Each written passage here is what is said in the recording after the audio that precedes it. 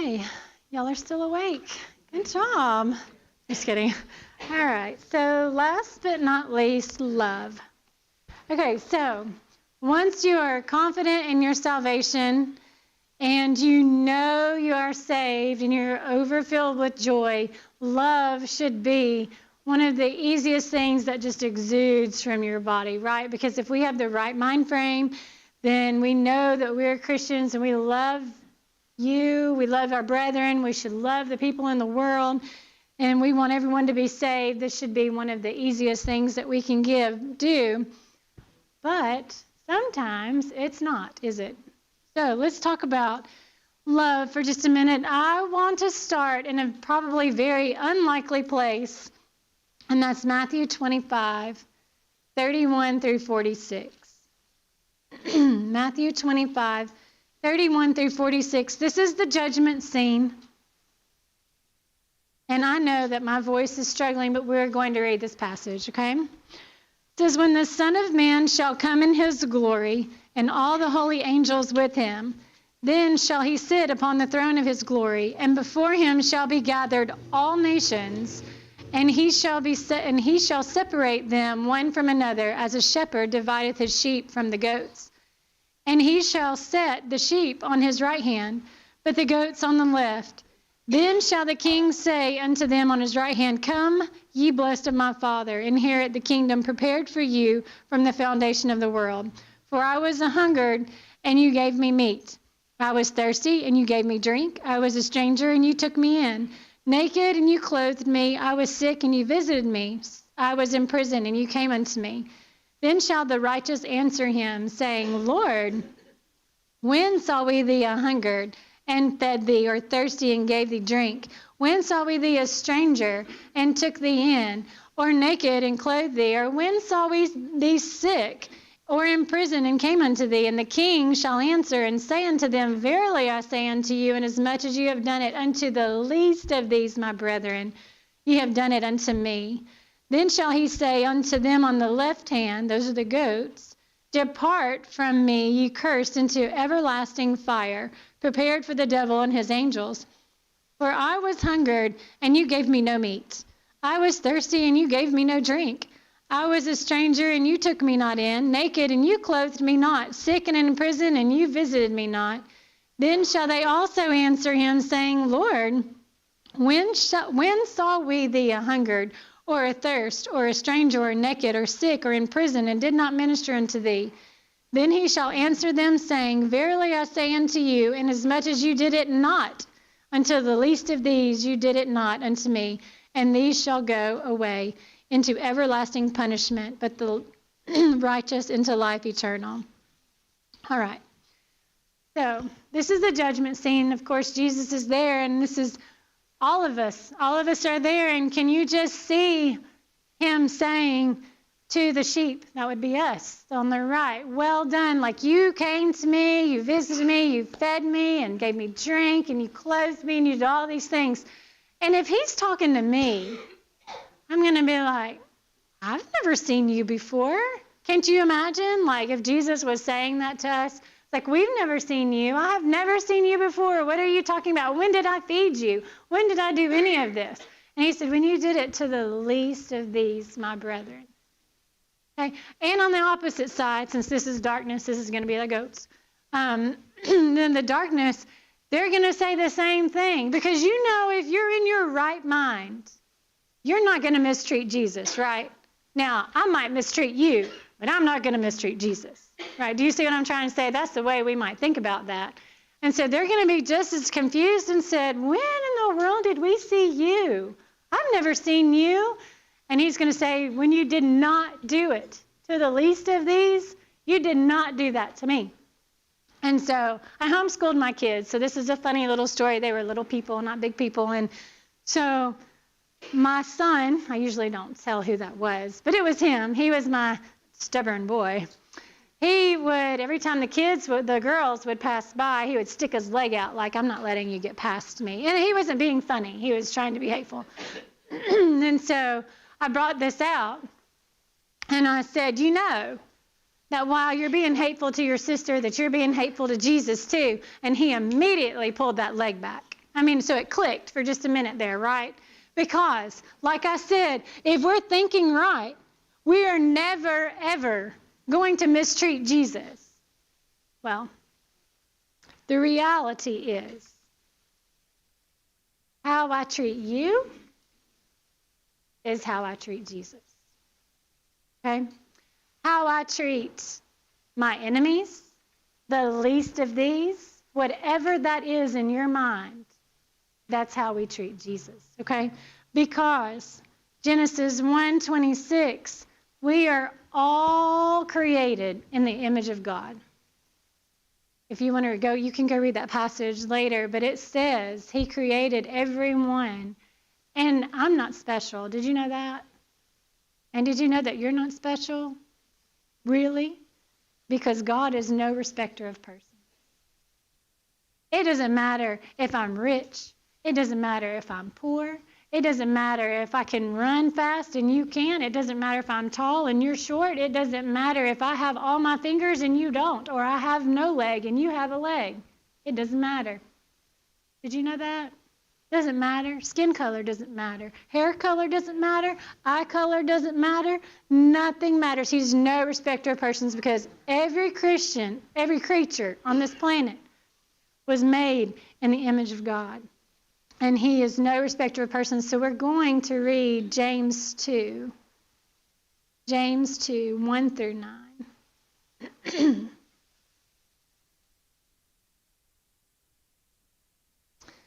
Okay. It says, "My brethren, have not the faith of our Lord Jesus Christ, the Lord of glory, with respect of persons. For if there come into your assembly a man with a gold ring and goodly apparel, and there come in also a poor man in vile raiment, and you have respect to him that weareth the gay clothing, and say unto him, Sit thou here in a good place, and say to the poor, Stand over there, or sit here under my footstool. Are you not then partial in yourselves, and become judges of evil thoughts? Hearken, my beloved brethren, hath not God chosen the poor of this world, rich in faith, and heirs of the kingdom, which he hath promised to them that love him? But you have despised the poor. Do not rich men oppress you and draw you before the judgment seats? Do not they blaspheme the worthy name by which you are called? If you fulfill the royal law according to the scriptures, thou shalt love thy neighbor as thyself, you do well. But, here it is, if you have respect of persons, you commit sin and are convinced of the law as transgressors." Okay? So that is very, very, very obvious that it is not up to me to say whether you deserve the gospel, you deserve a higher seat than you. It is not my job. Sometimes when I go about my day and I look about who will want to obey the gospel, and if I know that that situation is an adulterous situation, what am I going to say? Oh, well, they're probably not going to get out of that marriage, and they're not going to obey, so I'll move on to someone else. Who am I to make that decision for them? My job, your job, our job, is to tell the truth of Christ. It is to teach. It is their job to obey. It is not our job to say whether or not you are going to believe or if you're worthy of hearing the gospel. That is a human problem across the board. Nobody, I don't believe that there is anybody that is immune to being partial. Have y'all ever been partial? Okay, I'm going to raise my hand because I have been partial, okay? I have. It's sin, and we have to be fully working on this, okay? So that will take us to loving your enemies. Let's go to Matthew 5. Matthew 5, 43 through 48.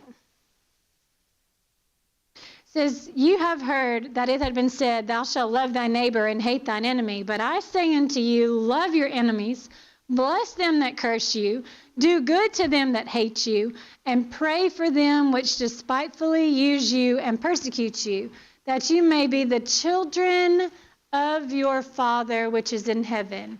For he maketh his sun to rise on the evil and on the good, and sendeth rain on the just and on the unjust. For if you love them which love you, what reward have you? Do not also even the publicans do the same? If you salute your brethren only, what do you more than others? Do not even the publicans so?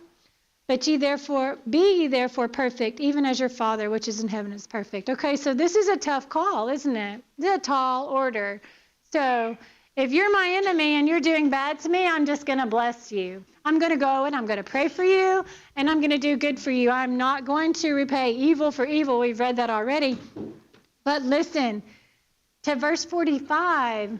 This is how the world knows we are Christians. This is where we become different, when we love the world differently. Okay? So the biggest thing that, if you haven't heard anything, maybe you'll take this home.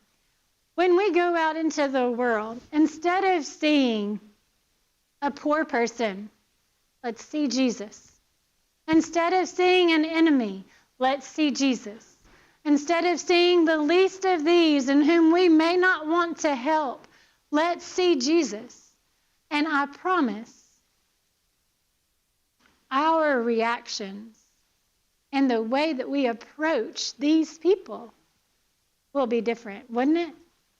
Because I'm not going to mistreat Jesus. I promise if Jesus walked through that door, I'd get down and I would just be bowing, right? We would be bowing. We would want him to have every luxury, anything that we could give him. So why do we not have, we're not going to bow down to anybody else. Please don't do that. But why wouldn't we want to give everyone else who walks through that door every luxury? You see what I'm trying to say? We need to see his creation as his creation. All right? And now we're going to love one another. Let's go to John 13. I think we've read this, so let's go to John. We got to start there.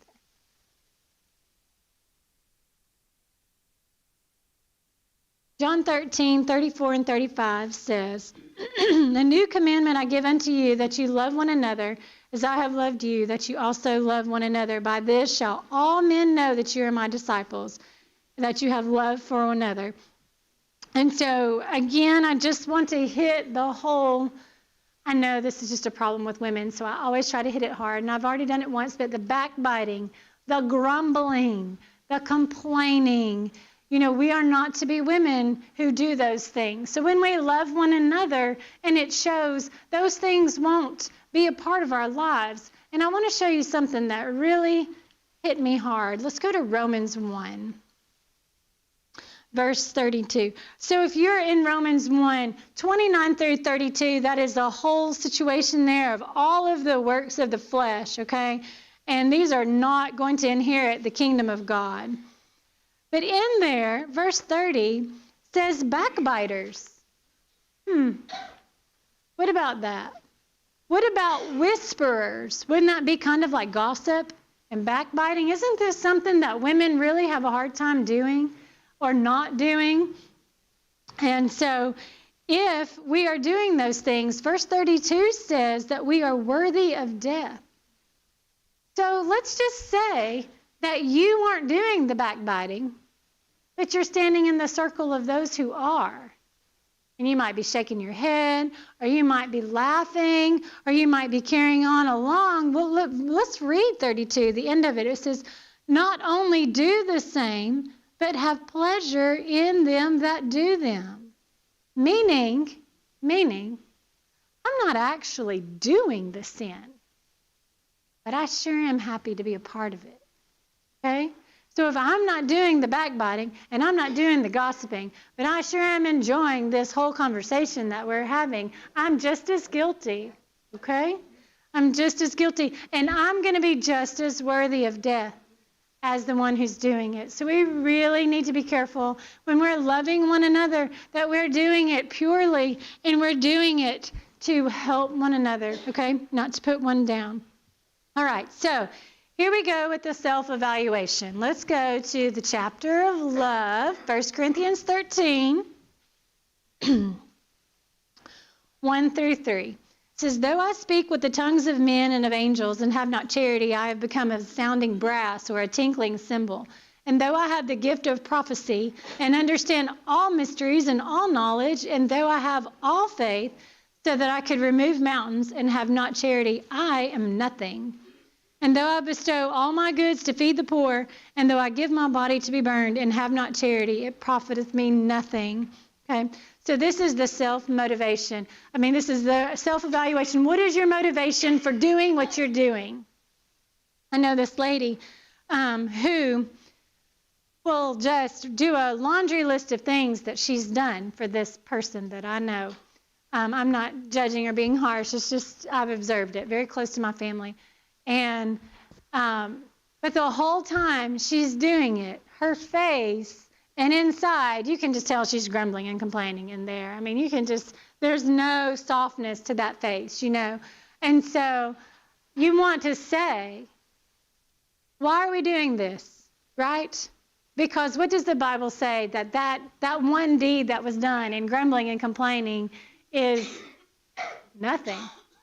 It's nothing. Okay, so I can come here and I can do this and I can pretend, I'm not pretending, but I can pretend that I love God and I love you and I want to do all of this thing, but I could secretly in my heart have zero love for any of it. So what I've done today to God is what? It's nothing. Okay, so we have to be careful. What is my motivation? Is my motivation to set myself up higher, or is my motivation is really to love? That's all those verses are saying. And we really need to make sure that we know why. Why are we doing this?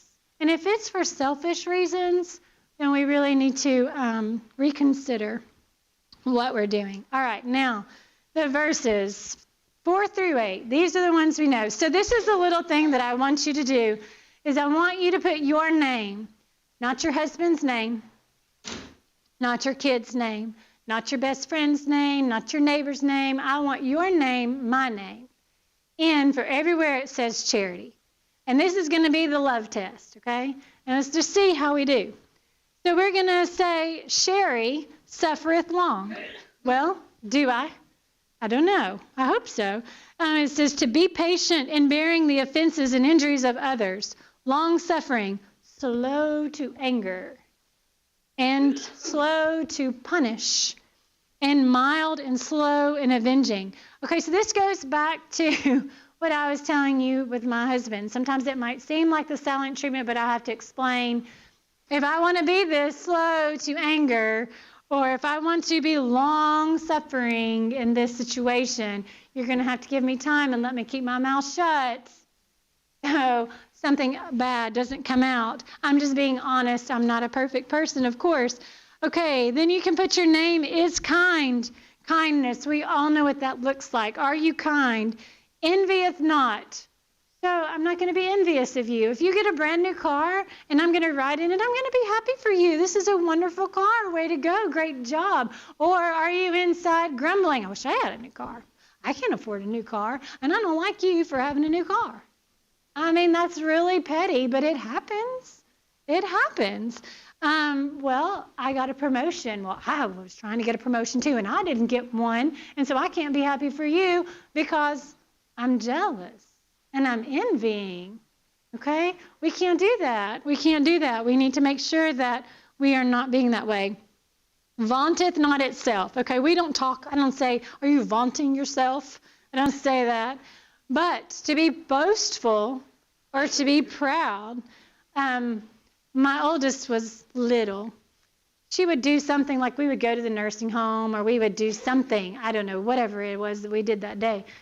And she would want to go and tell everybody, we did today, I made a card and I gave it to so-and-so. And do you know that I baked cookies and I gave it? And I had to sit her down. I said, listen, we got to stop this. No.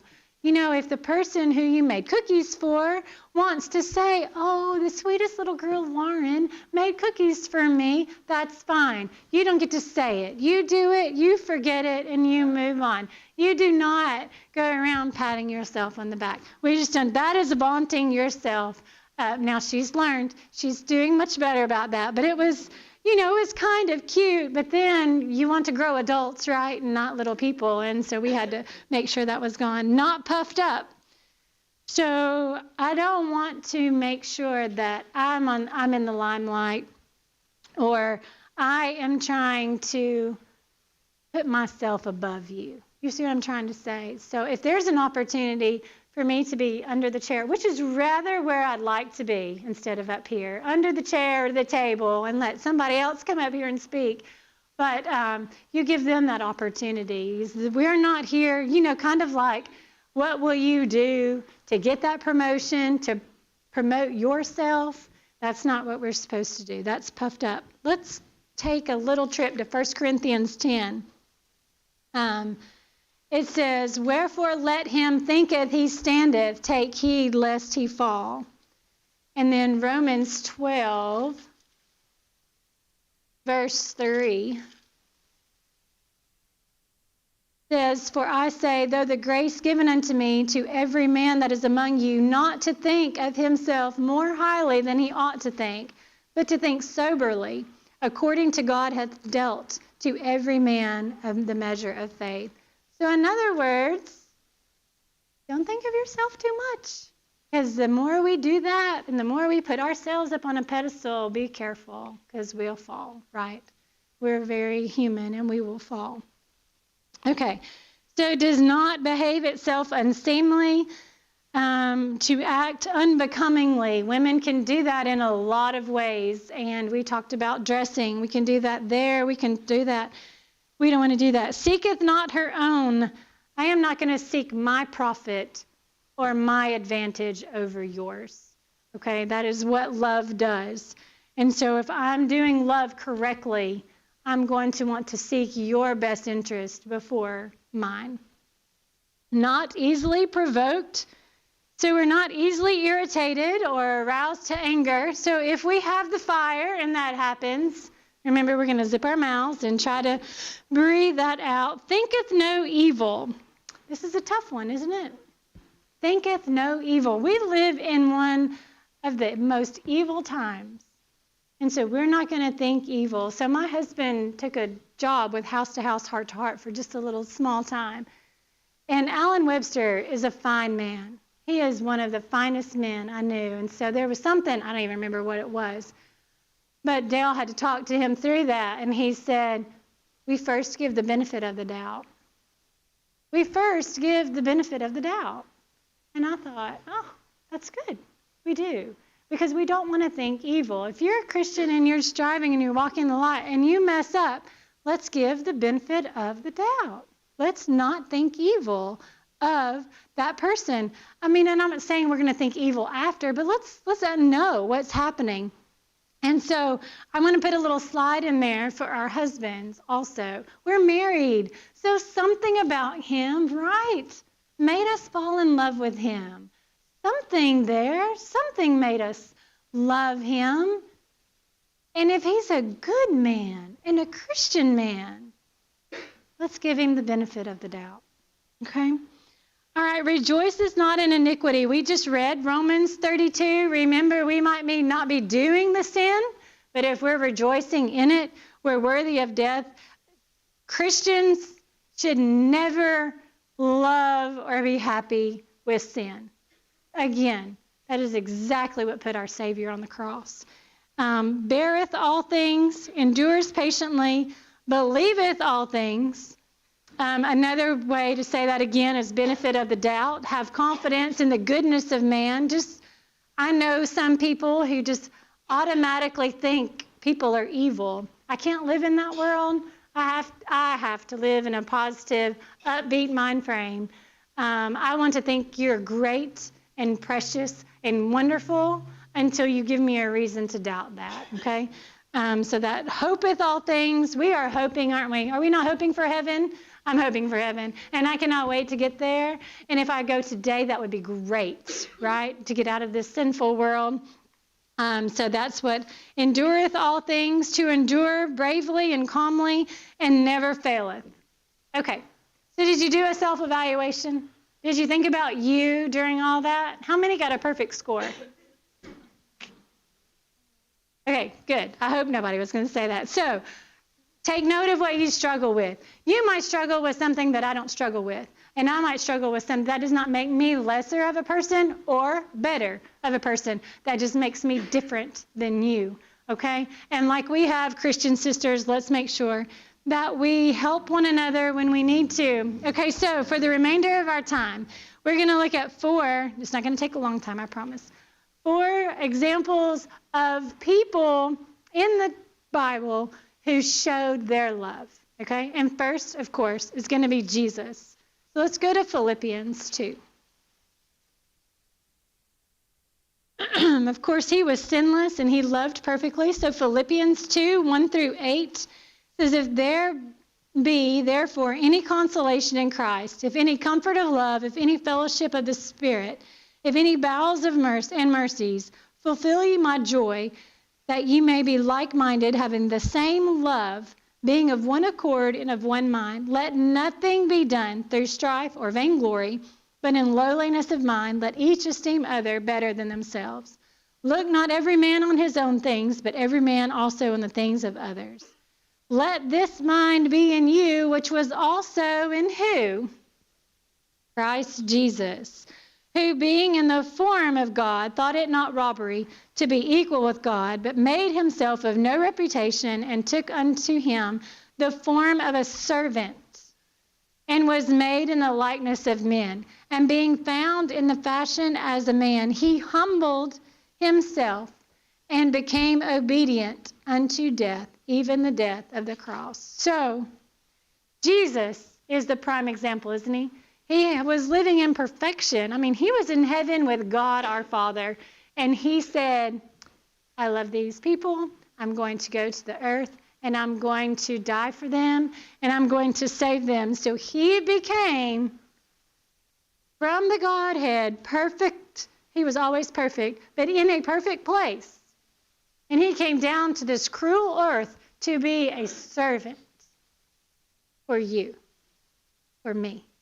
And he died on that cross, and he remember, he prayed, let this cup pass from me. It was a hard cup that he had before him. And he prayed, let this pass from me. And God said, you're going.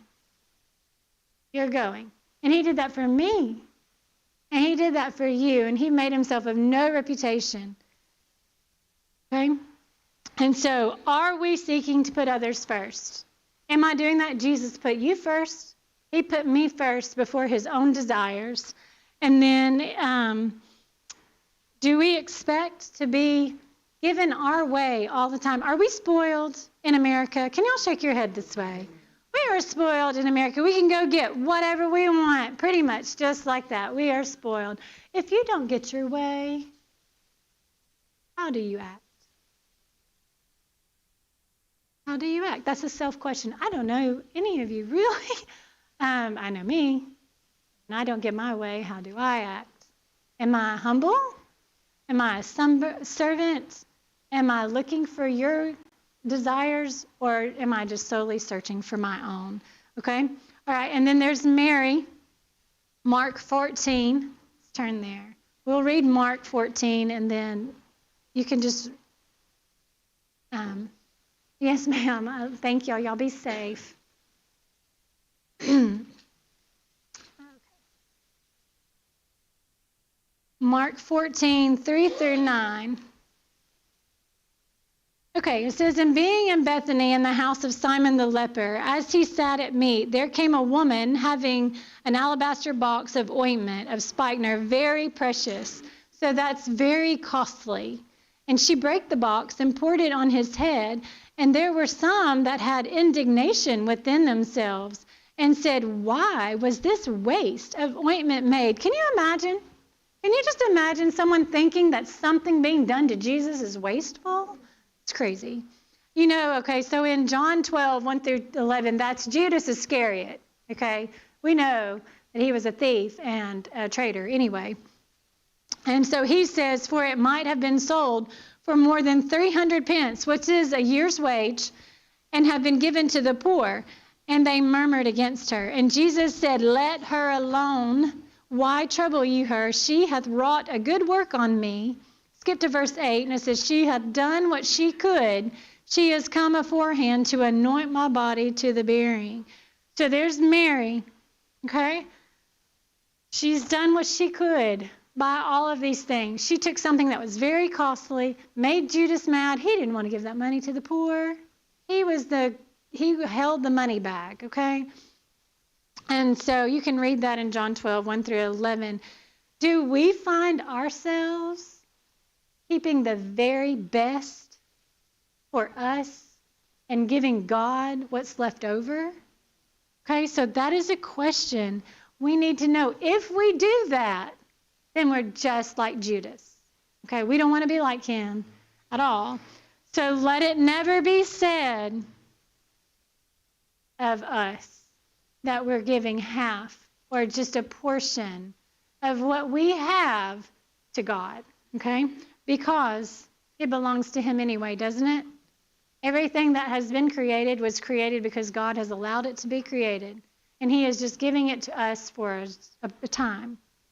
Okay, so then let's look at Dorcas. We won't read all of that. Dorcas was full of good works. It says she had alms deeds, that is donations to the poor. And in this little scenario here, she died, right? She had made all these clothes, and she had done all this stuff for these women. And these women were crying, like, please help us, bring her back. And so they did. But can you ask yourself, are you full of good works? Are you?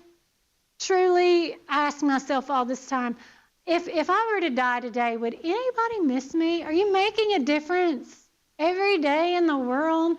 In your congregation, to the people that mean something to you? Are you trying? Or are we just living for me? Is it just a rat race to you? Are you going to work? Are you going home? And I know things get busy, but are we? That's a question that you have to ask. Would anybody miss you if you were gone? I hope so.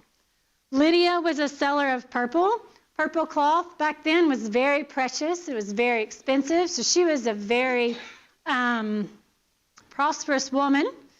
Wayne Jackson, he says, Lydia obviously had a spacious home. Accordingly, she urged the brethren, which would be Paul, Silas, and Timothy, and Luke, to make her dwelling their headquarters while they were in the city.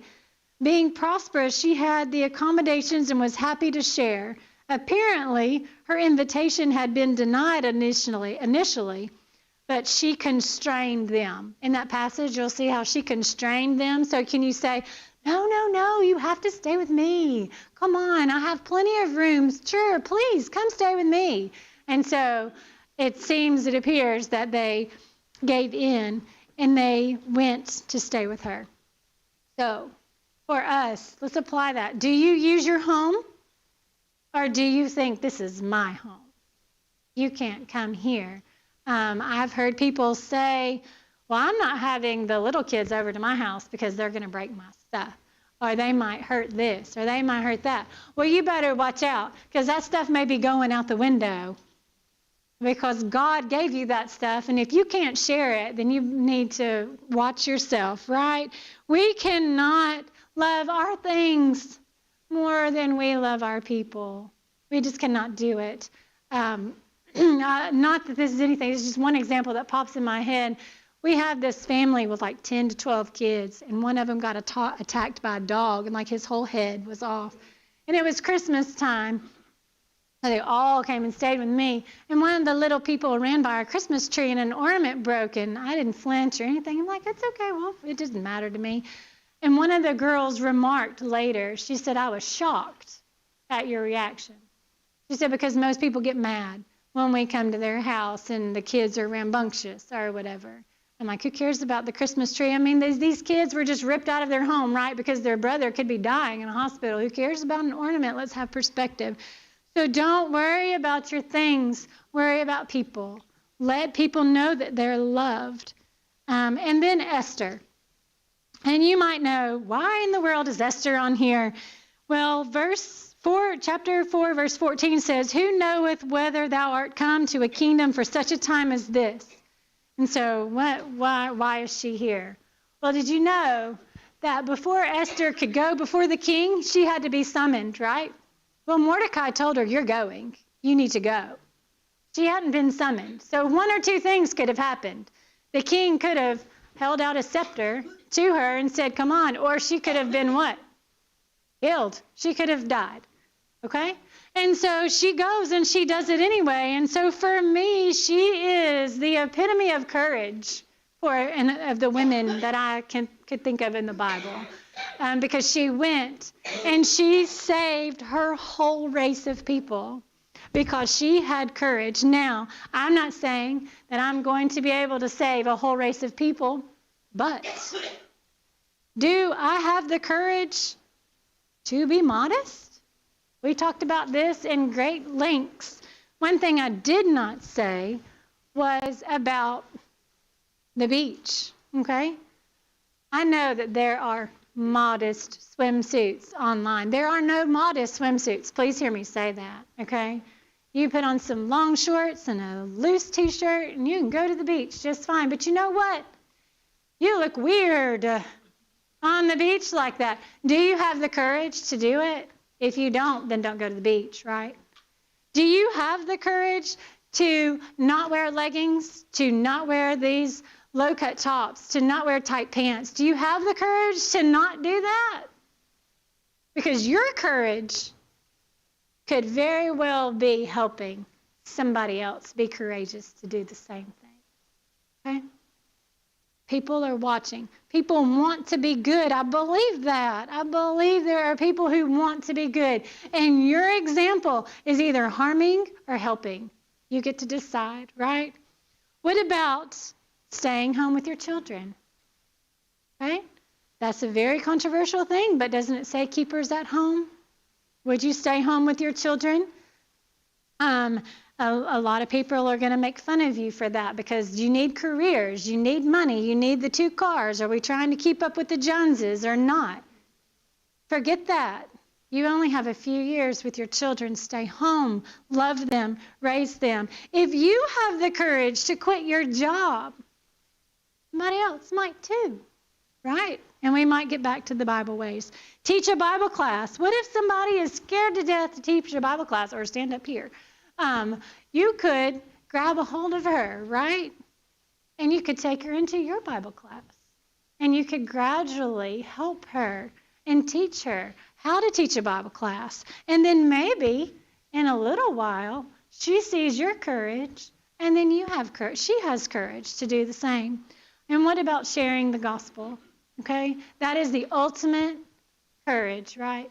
We have got to share the gospel. We have got to teach others. Esther went and she saved her people. Now we need courage to get out of this building today, get out of that door, get out of our houses, in our cars, and into our communities. And we need to be teaching the gospel to others. Do you have the courage to do that? Do I? If I don't have the courage, I can't help you have the courage. And if you don't have the courage, you can't help me have the courage. So let's all be courageous in the things that we're doing and stand strong and love each other, and let's all go to heaven together. So we looked at 5 different people actually. And so I want to encourage you to do what you can. 1 Corinthians 12, 15 through 26 talks about the different parts of the body. Remember, the eye is not the ear, or whatever, the ear is not the eye, the hand is not the foot. I can do something that you can't do, and you can do something that I can't do. See the decorations here? I cannot do that. I do not decorate. I am, you probably don't believe this, but I'm a tomboy. I like to be dirty. I want to be outside. So bulletin boards are not going to get done by me. They're just not. I'll go plant the flowers outside, right? But I'm not going to do the pretty things on the inside. And so if you do bulletin boards, great. We need you, right? So you are needed. Okay, and then Romans 12, 9 through 13. I think we've read all of these, but we have, and there's the last one.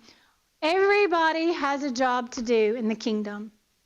So do not let the devil tell you that you have nothing to offer. That is a lie of the devil, and he is keeping you from your maximum I don't know what, example or working for God.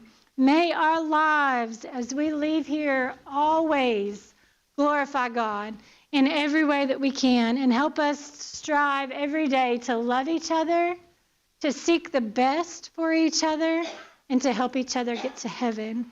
I don't know that I'm going to say anything else again today, so I just want to say thank you so much for coming. You all have been so very kind to me, and the food has been amazing. Martha and has been amazing in hosting Dale and I here, and these precious little girls.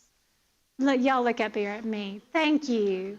Y'all are doing God's work, and you are doing good things, and I love you for being up here. The singing was beautiful. She did a wonderful job, and all of the prayers are just been perfect.